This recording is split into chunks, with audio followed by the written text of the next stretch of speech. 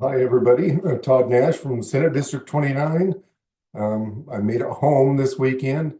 They closed the Capitol on Thursday, and some of the hearings we had lined up, um, they're obviously not going to be heard. And so traveled home and was thankful to be home ahead of some of the major wrecks. There was a lot of wrecks along the freeway, and I hope that those that were involved are doing okay. I know it's a tough time right now. Um, Wanted to get you up to speed on a few things that are going on and in progress. A lot of you had some concerns on Senate Bill 814, and that's scheduled for a hearing. And that was the landowner preference tag program. And a number of you participated in that. And I think that that is going to go through unscathed with a work session next week. And that landowner preference tag system was established back in 1981 and has been modernized a little bit over time. And it allows people that have property over 40 acres to be able to obtain elk and deer tags for their own property. And as you get larger properties, you get more tags. And so anyway, that's been a good program. It's had a sunset every 4 years. And now we're looking at, there's been enough adaptation since 1981 that we just do away with the sunset and we make that in permanent statute. Another bill that came up this week, and I was one of the chief sponsors on, was the deflection program. And if you remember from Measure 110, when the populace of Oregon decided it was okay to decriminalize drugs, and it actually, in all appearances, that Measure 110 looked like it was a treatment program. The reaction from that was things got a little out of control. We saw fentanyl deaths rise to a point that we'd never seen before. And so the reaction to that was more legislation to reel that back in. And part of that was a deflection program. And in that deflection program, they gave counties a base of $150,000 to get their programs up and running. Well, in the smaller communities where they didn't have a lot of the staff to be able to do that to begin with, $150,000 was not enough to get up and going. And so I know in my own community here, Wallowa County, when I talked to the sheriff, talked to the district attorney, they said they're going to need a minimum of $350,000 to get a program running. And so this Senate Bill 782 was to address that and recognize that $150,000 was not enough. And so his attempt to put $500,000 for a deflection program in each county. And there were still some counties that weren't especially keen on starting up that program, but at any rate, it gives you opportunity to do that. And I was glad to help sponsor that. Another bill that came up this week that I chief sponsored was an estate tax, and it was directed at family-owned businesses. And so mom and pop stores, restaurants, that sort of thing, farms, ranches, all the above. A lot of those are very marginal in their profit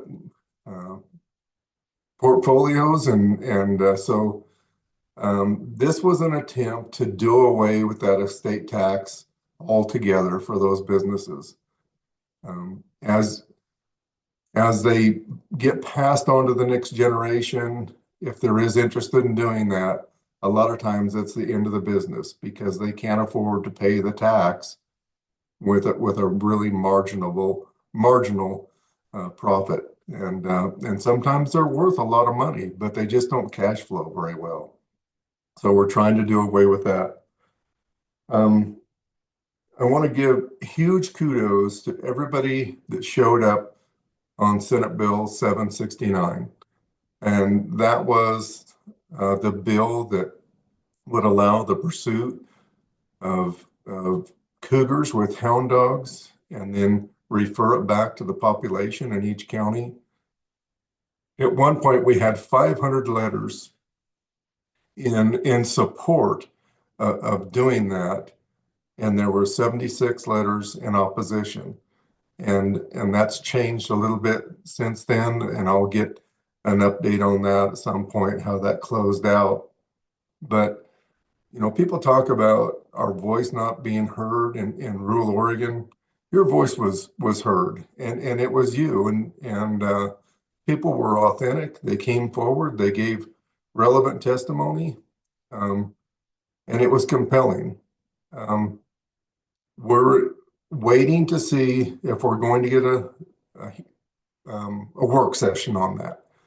And the work session, that allows for the up or down vote of the committee. I think that we have the support to pass this out. The chair of the committee, they hold the gavel and they can decide whether to have a work session or not. And so I'm very hopeful. I haven't given up on this thing. I continue to work on it. It's one of the things that I hear in my own community and communities around Oregon that they would like. And in particular, this is less about pursuit of cougars and more about making sure that our mule deer population doesn't become extinct. When you see the largest concentration of mule deer within the city limits, because that has become the place of refuge, we have a problem. And a once iconic species that was scattered around this landscape is really in severe decline, and we need to address it. It's having an impact also out there with elk and Rocky Mountain sheep and all the above. So the minimum target for the species cougar is 3,000. ODF&W acknowledges they have over 7,000 cougars in Oregon. This would give them the latitude to be able to use people that want to pursue cougars with hound dogs. It would give ODF&W the latitude to do that in counties that also agreed to vote for that. I think it's a really well thought out bill, and we don't expect everybody to adhere to values that maybe we do here in Eastern Oregon or rural Oregon, but it gives opportunity for each county to make that decision, and then it gives opportunity for the department to decide how to manage should we make that decision. So still really hopeful. Thank you again for all that showed up. I know a lot of you never testified before. I know a lot of you have never written comments in on OLIS before, and you stepped up and did it. And I couldn't be prouder of the people that I represent in doing that. Senate Bill 777 is the wolf compensation bill that was scheduled for Thursday. That's been moved back to the 27th now, and we'll wait on that. I think we have really positive momentum on that right now, and reason to be hopeful. Be a change in that program, and I talked about it a little bit last week. We have a bill that was specifically directed at Wallowa County. It was a housing bill that would allow up to 50 acres of resource land to be converted into housing. And I've heard a lot of people upset about that, and had people contact me, and part of what they were upset about was it called for a governor-appointed board. It turned things over to an NGO, a non-governmental agency, at some point, and people don't want to lose control of those sort of things. So I have proposed a few amendments to that, and we'll see where that ends up. But we have a planning commission that's appointed by our board of commissioners right now, and I think that that's the appropriate place to manage those sort of things. So if we're going to take 50 acres of resource land out. Let's let the Planning Commission manage that. Let's let that open public process play out and everybody have a seat at the table. And then lastly, it be approved by the Board of Commissioners.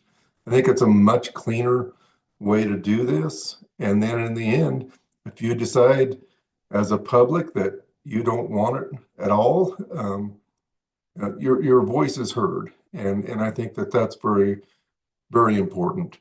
I also want to broaden it a little bit beyond Wallowa County to make it available to all rural and frontier counties with a population under 50,000. And so there's other counties around the state that are asking for the same thing. So that'll be a way to address that, make the bill a little better than what it is now, I believe. That bill is Bobby Levy's bill, Representative Levy's, and I don't have a lot of input on that other than just to suggest amendments, and I've done that, and she seems amenable to that. So that is House Bill 2376, if you want to look that up. Lastly, I'll wrap up with a couple of more things that are coming up in my committees. The brand program in Oregon that is for livestock, it's in debt. It's in debt over $400,000, and it is bleeding out about $40,000 a month. It's going behind. And I don't believe that it's our fault. That's a program that is paid by the people that own cattle that get brand inspections. And I'll give you just a little back history. In 2021, I went to the legislature and gave them permission to raise the brand fee to $1.35 a head. ODA came back at that time and said, well, we think we can get by with $1.15. And so they've been going along like that until October of 2024. And then they came to us as cattlemen and said, look, this isn't working out. We've accrued a debt. And in October of 24, they finally raised it to $1.35. Now they're coming to us and saying, we need to raise this thing up to $1.75 a head. And then the brand re-registration fee to $200 every time you re-register your brand. I wasn't thrilled about that. I'm willing to concede to that to a point. And the point is, we have to re-examine the brand program. Just 4 years ago, we had $1.1 million surplus in there. It's a state agency that just wasn't managed well for a time during COVID, during a transition of a director there. And now they're coming back and saying, you guys need to come up with the money to pay off this debt and cash flow into the future. And so I proposed the sunset date of January 2nd of 2028. I've also proposed that dairy cattle should be exempt or should have the option to be exempt from the program. None of the dairies in Oregon anymore, they don't brand their cattle anymore. Most of them have security. They're not on large ranges. This was a program that was put in effect to dissuade theft with modernization of electronic ear tags, a number of things. Brand inspecting dairy cattle doesn't make sense, but I want to give dairy the option of whether they want to stay in or not. We did this a few years ago with horses, if you'll remember. We used to brand inspect horses. We don't do that anymore. And so this would be similar to that. But I really want to re-examine what we do with the brand program in the next few years, give counties the option to be able to come up with their own program if they want to. So enough about that.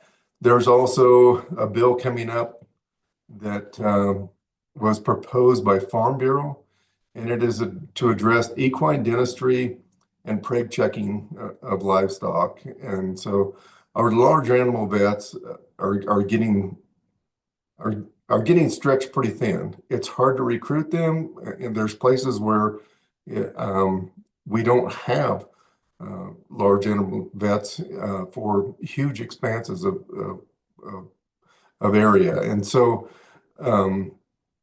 this was proposed again by Farm Bureau.